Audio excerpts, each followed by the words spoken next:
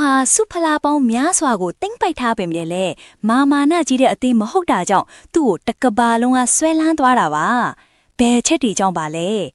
အသင်းနီးပြတယောက်သေးကပဲအသင်းကိုစုပ်ကင်ချဲလဲထားခွင့်မရှိဆိုတဲ့မူကိုကျင့်သုံးပြီးနီးပြဖာဂူဆန်အနားယူပြီးနောက်ပိုင်းနီးပြ10ဦးတီတီကိုပြောင်းလဲကင်တွေခွင့်ပေးခဲ့တဲ့အသင်းမိမိအသင်းအောင်မြင်တယ်လို့တခြားအသင်းအောင်မြင်စေရအတွက်အသင်းမှနာမည်ကျော်ကစားသမားများကိုရောင်းထုတ်ပေးခဲ့တဲ့အသင်းတခြားအသင်းမှကစားသမားကိုပြောင်းရွှေ့ကြည့်လောက်ခလစားမြောက်များစွာဖြင့်ခေါ်ယူပေးပြီးပြန်လဲရောင်းချသည့်အခါဈေးနည်းနည်းဖြင့်အနစ်နာခံရောင်းထုတ်ပေးခဲ့တဲ့အသင်းEnglish Premier League နဲ့ဥရောပစုဖလားပေါင်းများစွာကိုရရှိထားတဲ့အတွက်ကြောင့်အခုနောက်ပိုင်းထိုစုဖလားတွေအတွက်ဝင်ရောက်ရှင်ပြိုင်ခွင့်လက်လွတ်ပေးခဲ့တဲ့အသင်းစုဖလားတခါမှမရဘူးတဲ့အသင်းကိုယူရိုပါလိစုဖလားရရှိအောင်စွမ်းဆောင်ပေးခဲ့တဲ့အသင်း